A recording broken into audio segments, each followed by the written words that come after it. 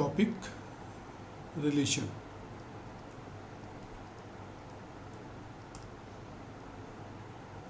Before starting this topic, you have to be very clear about the term Cartesian product.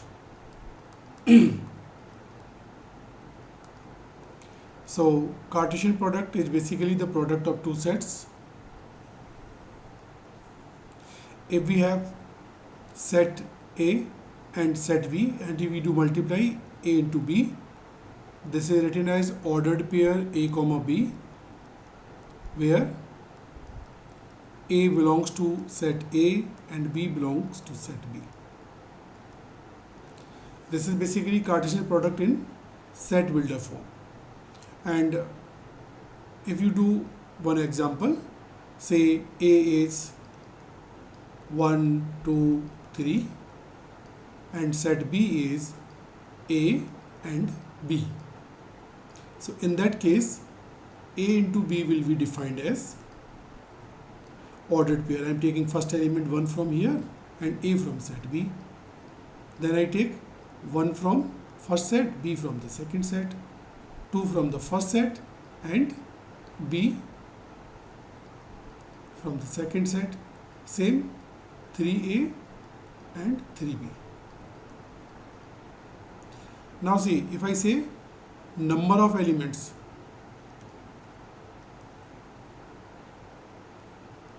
in A into B, we write down counter laga the counter n of A into B. This gives us total elements in A into total elements in B. So I am putting a star mark here so that we can count how many elements are there possible. Now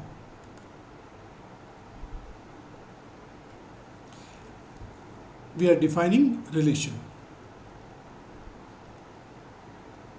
So we know this A into B is the Cartesian product. So what we define as a relation is any subset of A into B. It's called a relation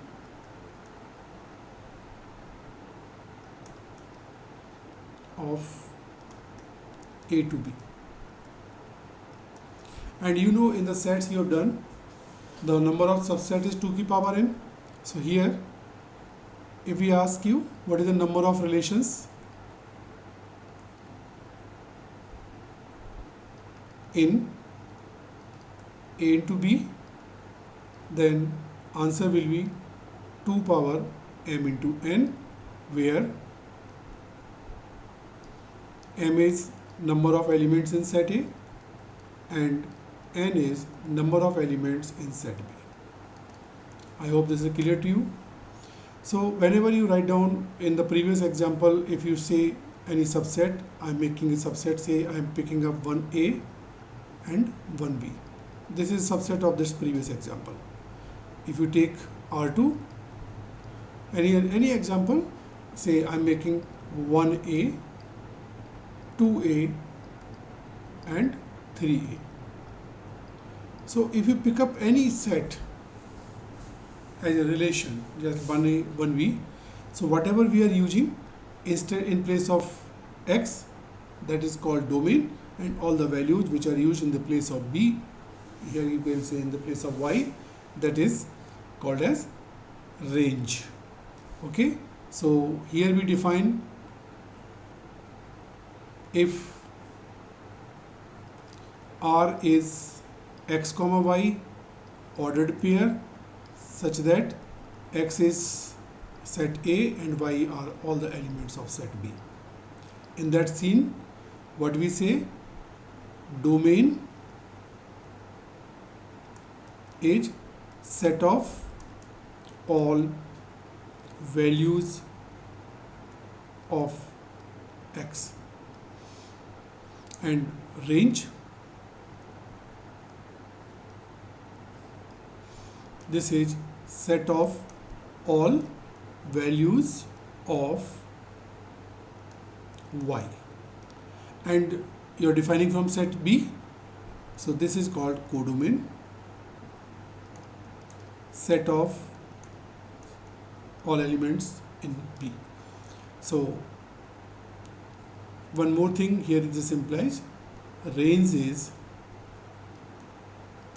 subset of codomain. Is that clear? I hope. Okay. So we will not do too much because this is not 11th class. So we will focus now on types of relations. This is a very important part.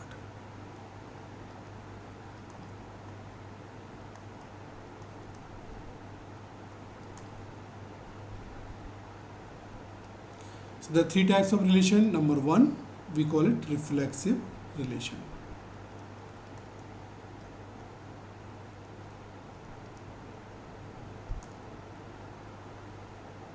So a relation is said to be reflexive if A comma A belongs to the relation for all A belonging to set A. Set A, or you can say in the set of domain. So for example, if I take R1 as 1 1, 2 2 and 1 3, 1 3, the domain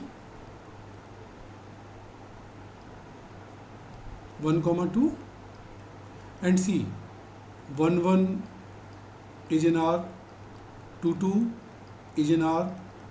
I am not bothered about this 1 comma 3, though this is extra element, but we have to see all the elements of the domain are mapping to itself. If this is like this, you will say this is 1 1, 2 2, that gives you RH reflexive.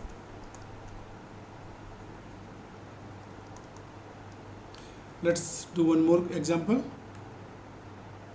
I am defining now example 2. Let's see, I am having R x comma y such that x is brother of y. Now see in this relation, is it reflexive? We have to check it. Since x is not a brother of A, so it means x does not belongs to R. So when it belongs and we cancel out, we say it does not belong to R. Therefore, this relation is not reflexive. And the second thing, which we call it symmetric relation. So when we talk about the symmetric relation, number 2, symmetric relation. You know symmetry? If you switch the positions of x and y and you don't get that element in the set, we can say this is not symmetric. And if you switch the elements, if A is related to B, we say AB belongs to R, implies B comma A belongs to R. If A is having some relation with B, same relation B is having with A, we say relation is symmetric. But this must be true for all the elements of the set.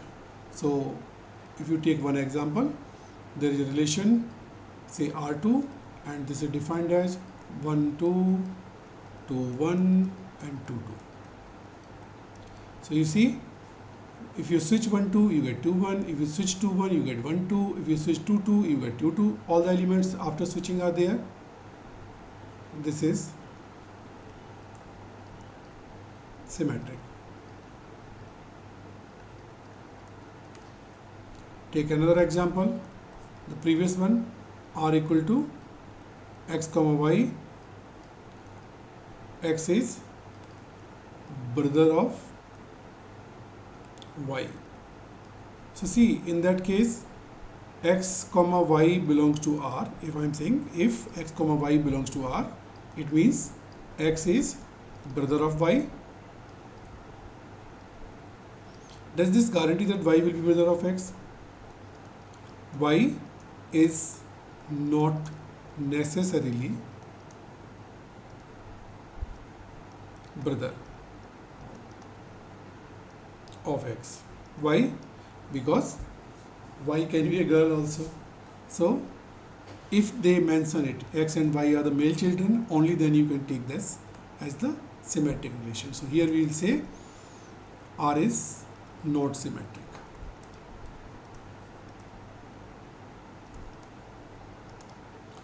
Now the third property or third type of relation, this is basically transitive relation. You know transitive? This is sort of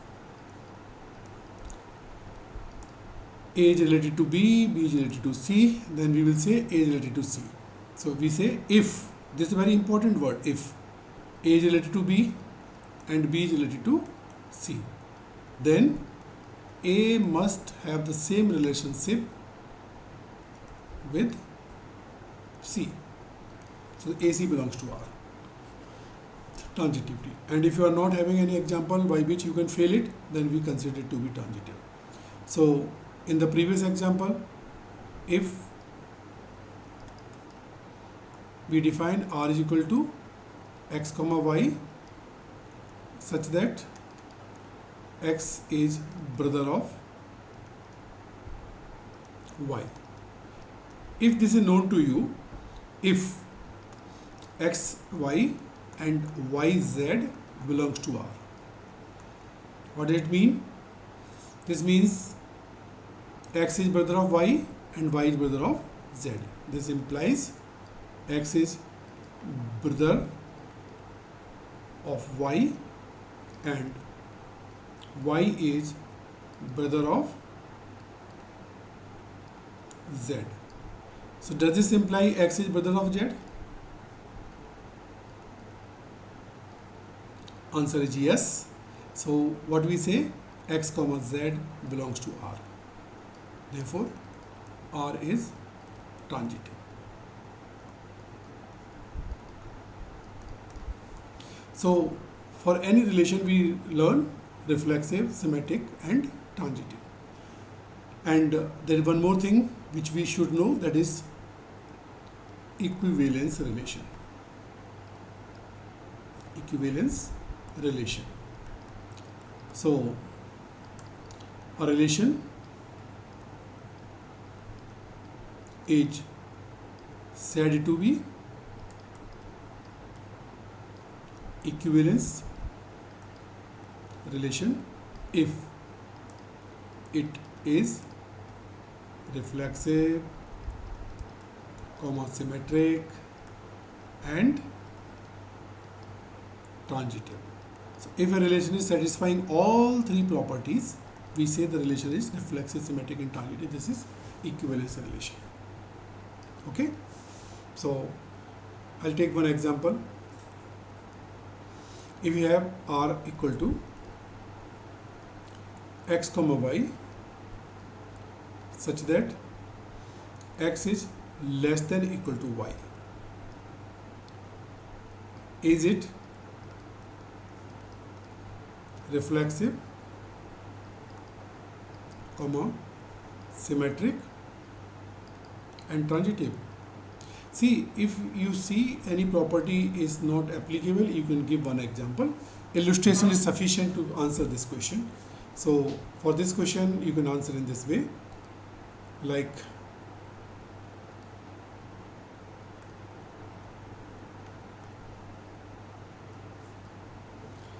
see, x is less than or equal to x, so x comma x belongs to R for all x. Therefore R is reflexive. Now we examine the symmetric.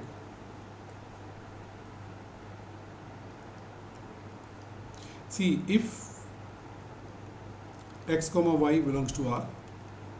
It means x is smaller than y. This implies y is not necessarily smaller than x. Yx does not belong to R. You can support this like 1 comma 2 belongs to R, since 1 is smaller than 2, but 2 is not less than 1, therefore 2 comma 1 will not be in the relation. So we say not symmetric. Not symmetric. And we will check transitivity, and transitivity is true in this relation. So if you say x comma y, if x comma y and y comma z belongs to R, then x is smaller than y and y is smaller than z. So x is smaller than z. This implies x comma z belongs to the relation, and we prove R is transitive. There is no example which can fail it, so we consider this to be transitive. Is that clear? And the last thing in the relation which you should know, and that is equivalence class.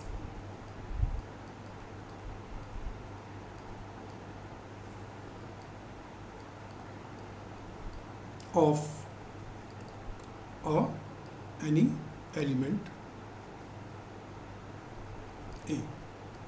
So we normally denote as the set A, and this is nothing but this is set containing the element x, where